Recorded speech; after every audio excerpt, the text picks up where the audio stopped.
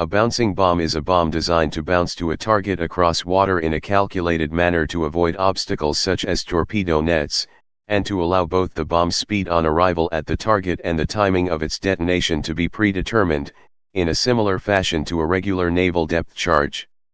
The inventor of the first such bomb was the British engineer Barnes Wallis, whose upkeep bouncing bomb was used in the RAF's Operation Chastise of May 1943 to bounce into German dams and explode underwater, with effects similar to the underground detonation of the Grand Slam and Tallboy earthquake bombs, both of which he also invented. British bouncing bombs. Barnes Wallis April 1942 paper Spherical bomb surface torpedo described a method of attack in which a weapon would be bounced across water until it struck its target, then sinking to explode underwater, much like a depth charge. Bouncing it across the surface would allow it to be aimed directly at its target, while avoiding underwater defenses, as well as some above the surface, and such a weapon would take advantage of the bubble pulse effect typical of underwater explosions, greatly increasing its effectiveness. Wallis's paper identified suitable targets as hydroelectric dams and floating vessels moored in calm waters such as the Norwegian fjords. Both types of target were already of great interest to the British military when Wallis wrote his paper, which itself was not his first on the subject. German hydroelectric dams had been identified as important bombing targets before the outbreak of World War II, but existing bombs and bombing methods had little effect on them, as torpedo nets protected them from attack by conventional torpedoes and a practical means of destroying them had yet to be devised. In 1942, the British were seeking a means of destroying the German battleship Tirpitz, which posed a threat to Allied shipping in the North Atlantic and had already survived a number of British attempts to destroy it. During this time, the Tirpitz was being kept safe from attack by being moored in Norwegian fjords, where it had the effect of a fleet in being. Consequently, Wallis's proposed weapon attracted attention and underwent active testing and development. On July 24, 1942, a spectacularly successful demonstration of such a weapon's potential occurred when a redundant dam at Nantwygro, near Rhayader, in Wales, was destroyed by a mine containing 279 pounds, 127 kilograms, of explosive. This was detonated against the dam's side, underwater, in a test undertaken by A.R. Collins, a scientific officer from the Road Research Laboratory, which was then based at Harmondsworth, Middlesex. A.R. Collins was among a large number of other people besides Barnes Wallis who made wide-ranging contributions to the development of a bouncing bomb and its method of delivery to a target, to the extent that, in a paper published in 1982, Collins himself made it evident that Wallis did not play an all-important role in the development of this project, and in particular, that very significant contributions were made by, for example, Sir William Glanville, Dr. G. Charlesworth, Dr. A.R. Collins, and others of the Road Research Laboratory. However, the modification of a Vickers Wellington bomber, the design of which Wallis himself had contributed to, for work in early testing of his proposed weapon, has been cited as an example of how Wallis would have been the first to acknowledge the contributions of others. Also, in the words of Eric Allwright, who worked in the drawing office for Vickers Armstrongs at the time, Wallis was trying to do his ordinary job as well as all this. He was out at the ministry and down to Fort Halstead and everywhere. Wallis's pressing of his papers, ideas, and ongoing developments on relevant authorities helped ensure that development continued. Wallis was principal designer of the models, prototypes, and live versions of the weapon, and, perhaps most significantly, it was Wallis who explained the weapon in the final briefing for RAF crews before they set off on Operation Chastise, to use one of his designs in action. A distinctive feature of the weapon, added in the course of development, was backspin, which improved the height and stability of its flight and its ability to bounce, and helped the weapon to remain in contact with, or at least close proximity to, its target on arrival.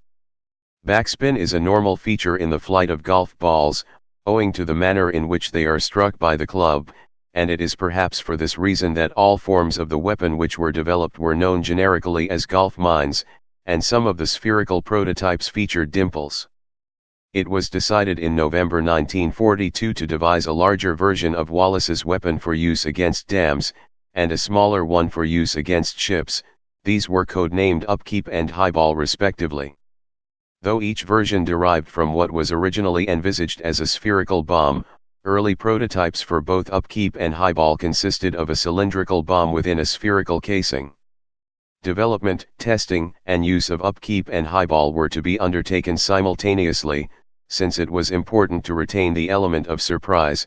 If one were to be used against a target independently, it was feared that German defenses for similar targets would be strengthened, rendering the other useless.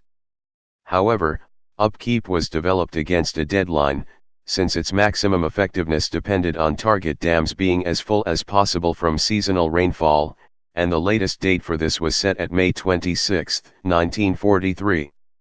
In the event, as this date approached, Highball remained in development, whereas development of Upkeep had completed, and the decision was taken to deploy Upkeep independently. In January 1974, under Britain's 30-year rule, secret government files for both Upkeep and Highball were released, although technical details of the weapons had been released in 1963. Upkeep. Testing of Upkeep prototypes with inert filling was carried out at Chesil Beach, Dorset, flying from RAF Warmwell in December 1942, and at Reculver, Kent, flying from RAF Manston in April and May 1943, at first using a Vickers Wellington bomber. However, the dimensions and weight of the full-size Upkeep were such that it could only be carried by the largest British bomber available at the time, the Avro Lancaster, and even then had to undergo considerable modification in order to carry it. In testing, it was found that Upkeep's spherical casing would shatter on impact with water, but that the inner cylinder containing the bomb would continue across the surface of the water much as intended. As a result, Upkeep's spherical casing was eliminated from the design.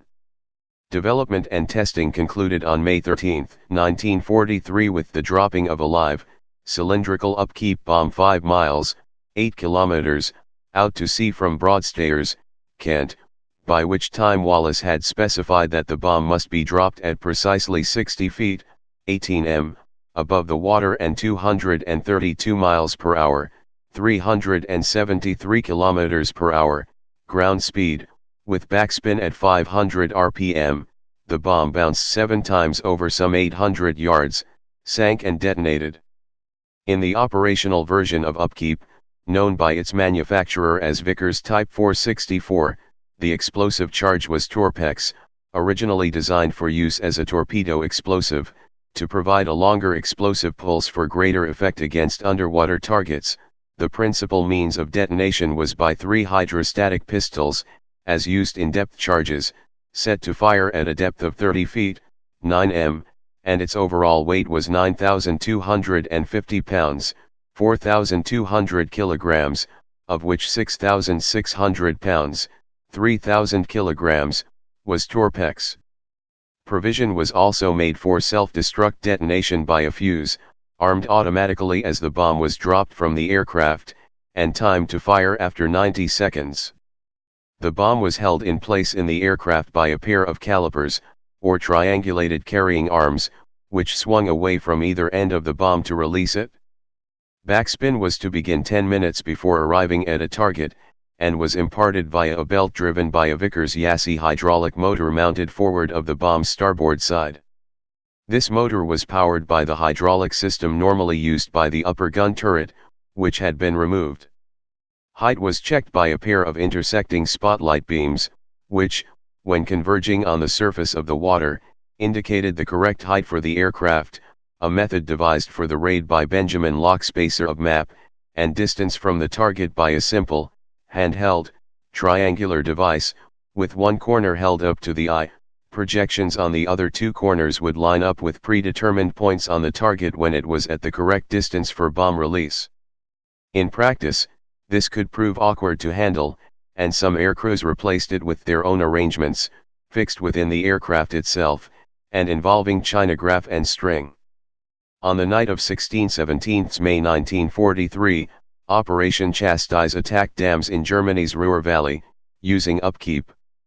2 dams were breached, causing widespread flooding and damage, and loss of life. The significance of this attack upon the progress of the war is debated. British losses during the operation were heavy. 8 of the 19 attacking aircraft failed to return, along with 53 of 113 RAF aircrew. Upkeep was not used again operationally. By the time the war ended, the remaining operational upkeep bombs had started to deteriorate and were dumped into the North Sea without their detonation devices. Highball. In April 1942, Wallace himself had described his proposed weapon as essentially a weapon for the fleet air arm.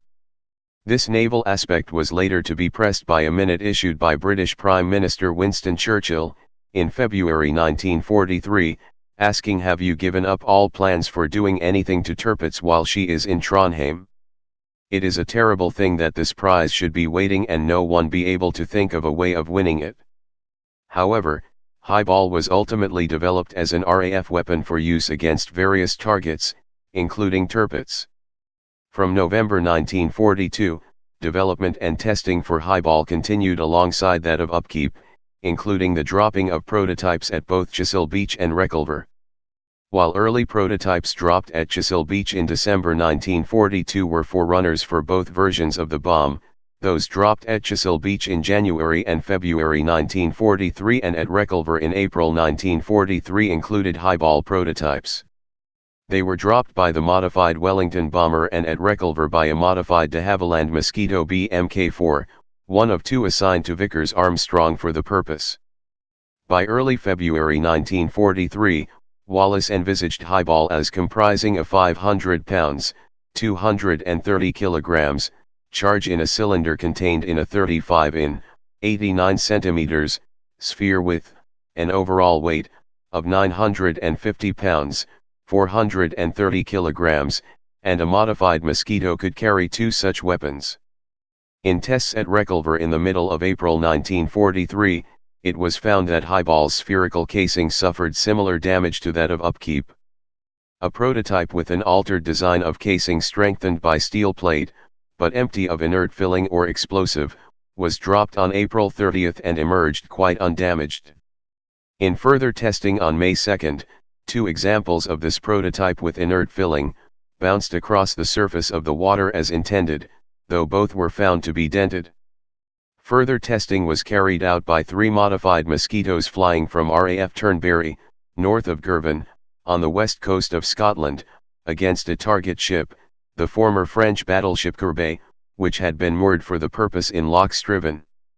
This series of tests, on 9 and May 10, was hampered by a number of errors, buoys intended to mark a point 1,200 yards, 1,097 m, from Courbet, where the prototypes were to be dropped, were found to be too close to the ship by 400 yards, 366 m, and, according to Wallace, other errors were due to variations in dimensions of afterfilling and jigs for setting up the arms. Because of these errors, the prototypes hit the target too fast and too hard, and 2 aircraft failed to release their prototypes, one of which then fell off while the aircraft was turning for a second attempt. It was under such circumstances that Upkeep came to be deployed independently of Highball. In addition to continuing problems in testing Highball, it had been observed at the end of March 1943 that at best would need 2 months special training. With this in mind, 618 Squadron had been formed on April 1, 1943 at RAF Skitton, near Wick, in northeastern Scotland, to undertake Operation Servant, in which Tirpitz would be attacked with Highball bouncing bombs. On April 18 it was recommended that Operation Servant should be undertaken before the end of June, since 618 Squadron could not be held back for this purpose indefinitely. It was not until early September 1943 that, in view of continuing problems with both Highball and its release mechanism, most of 618 Squadron was released for other duties. This in practice meant the abandonment of Operation Servant. Core personnel of 618 Squadron were retained and these continued work on the development of Highball. Testing between 15 and May 17, 1944 showed progress with Highball. By this time Courbet had been designated for use as a gooseberry breakwater for the invasion of Normandy, so the old battleship HMS Malaya, then in reserve, was used instead, also moored in Loch Striven. With crew on board Malaya, bombers dropped inert highball prototypes fitted with hydrostatic pistols, aiming at the ship. They struck the ship, and one punched a hole in the ship's side. On May 17, for the first time, highball prototypes were released in pairs, only 1 second apart. By the end of May 1944, problems with releasing highball had been resolved as had problems with aiming. Aiming highball required a different method from upkeep. The problem was solved by Wallace's design of a ring aperture sight fixed to a flying helmet. Highball was now a sphere with flattened poles and the explosive charge was torpex, enclosed in a cylinder. As in upkeep, detonation was by a single hydrostatic pistol, set to fire at a depth of 27 feet, 8 m, and its weight was 1,280 pounds, 581 kilograms, of which 600 pounds, 272 kilograms, was torpex. Highball was never used operationally. On November 12, 1944, in Operation Catechism, Lancaster's with Tallboy bomb sank its primary target, Tirpitz. Other potential targets had been considered during highball's development and later. These included the ships of the Italian Navy, canals, dry docks, submarine pens, and railway tunnels, for which testing took place in 1943. But Italy surrendered in September 1943, and the other target ideas were dismissed as impracticable. In January 1945, at the Vickers experimental facility at Foxwarren, near Cobham, Surrey, a Douglas A-26 Invader of the USAF was adapted to carry 2 highballs almost completely enclosed in the bomb bay, using parts from a Mosquito conversion. After brief flight testing in the UK, the kit was sent to Wright Field, Ohio, and installed in an A-26C Invader. 25 inert highballs, renamed Speedy bombs, were also sent for use in the USAF trials. Drop tests were carried out over Choctawhatchee Bay near Eglin Field, Florida, but the program was abandoned after the bomb bounced back at A-26C-25 DT Invader 43 to 22,644 on water range 60, causing loss of the rear fuselage and a fatal crash on April 28, 1945. Baseball. As well as the 2 types listed above, a smaller weapon for use by motor torpedo boats was proposed by the Admiralty in December 1942. Known as baseball, this would be a tube-launched weapon weighing 300 pounds, 140 kilograms, of which half would be explosive, and with an anticipated range of 1,000 to 1,200 yards, 910 to 1,100 m. Surviving examples. Inert prototypes of both upkeep and highball that were dropped at Reculver have been recovered, and these, along with a number of other examples, are displayed at various sites. Abbotsbury Swannery, near the test site at Chisel Beach. Brenzett Aeronautical Museum, Brenzett, on Romney Marsh. Brooklands Museum, Weybridge. Dover Castle. Haverfordwest Aerodrome, Highball. Herne Bay Museum and Gallery, west of the test site at Reculver, Highball. Imperial War Museum, Duxford. Lincolnshire Aviation Heritage Centre, East Kirkby. Newark Air Museum, Upkeep. Petwood Hotel, Woodhall Spot, Lincolnshire, Upkeep. RAF Lossiemouth, Moray, only accessible to the public with prior permission. Spitfire and Hurricane Memorial Museum at RAF Manston, Kent. Farnborough Air Sciences Trust Museum, Farnborough, Hants, Highball. In 2010, a diving project in Loch Striven successfully located several highball prototypes, under around 114 feet, 35 m, of water. In July 2017, 2 highballs were successfully recovered from Loch Striven in a joint operation by teams from East Cheshire Sub-Aqua Club and the Royal Navy. One has now been handed over to the de Havilland Aircraft Museum and the other will go to Brooklands Museum. German bouncing bomb. After Operation Chastise, German forces discovered an upkeep bomb intact in the wreckage of the Lancaster commanded by FLT Barlow, which had struck high-tension cables at Haldern, near Rees, Germany, and crashed. The bomb had not been released and the aircraft had crashed on land, firing none of the detonation devices.